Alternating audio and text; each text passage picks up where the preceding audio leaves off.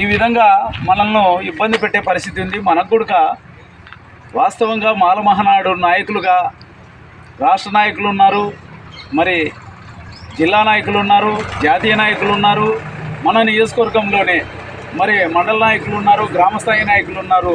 వీళ్ళంతా కూడా నిజంగా పడుకొని నిద్రపోతున్నాం. మనము మన జాతిని మేలుకొల్పే పని చేయడం లేదు. మరి నిజంగా ఇదే పరిస్థితి ఒక ఎంఆర్పిఎస్కు కార్యక్రమం ఇచ్చినారంటే వాళ్ళు ఇంటింటికి పోయి మండలంలో మరి గ్రామంలో ఇంటింటికి వెళ్ళి ఆ కార్యక్రమం గురించి ఆ మీటింగ్ గురించి తెలియజేసి ఒక పాంప్లెట్ పట్టుకొని తిరిగి ఆ జాతిని చైతన్యవంతం చేస్తున్నారు. మనం ఆ విధంగా చేస్తున్నామా? చేయలేకపోతున్నాం. మరి ఎందుకో ఇది అర్థం కావడం లేదు. ఎవరు వాళ్ళుగా చేతులు కట్టుకొని ఊరుకుంటే మనము నాయకులం ఎలా అవుతాము అనేది ఒకసారి ఆలోచన చేయాలా మిత్రులారా. అంబేద్కర్ గారు మనలాగానే అనుకుంటే ఈరోజు మనం ఈ స్థితిలో ఉండేవాళ్ళమే కాదు.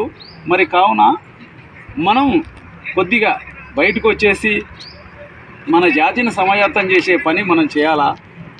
ఇందులో భాగంగా నిజంగా హైదరాబాదులో ఎంఆర్పిఎస్ తరఫున కనీసం 25 లక్షల మందిని పోగు చేసి ఒక ప్రధానమంత్రిని రప్పించి ఆ ప్రధానమంత్రి ముందర ఆ ప్రధానమంత్రిని కలుసుకొని ఏడ్చినటువంటి పరిస్థితి మందకృష్ణ మాదిగ.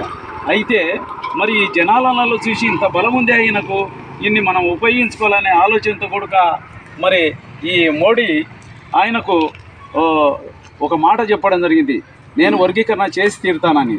ఎందుకు చేసినాడు? ఆ జన సమీకరణను చూసి చేయడం జరిగింది.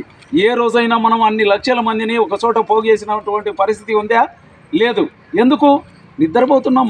మన నాయకులు నిద్రపోతున్నాం, ప్రజలు నిద్రపోతున్నాం. నాయకులే నిద్రపోతుంటే ప్రజలు నిద్రపోయేది మేల్కొల్పే వాడే లేడు. అలా తయారైపోయింది. నిజంగా ఎవరు కూడా మనసులో కొంత ఆ బాధన అనేది ఉంచుకొని మన జాతి కోసం అందరం పనిచేసి రేపు హైదరాబాద్లో జరగబోయే డిసెంబర్ 1న జరగబోయే మాలల సింహగర్జన సభకు పెద్ద ఎత్తున జనాలను కదిలించి సభను సక్సెస్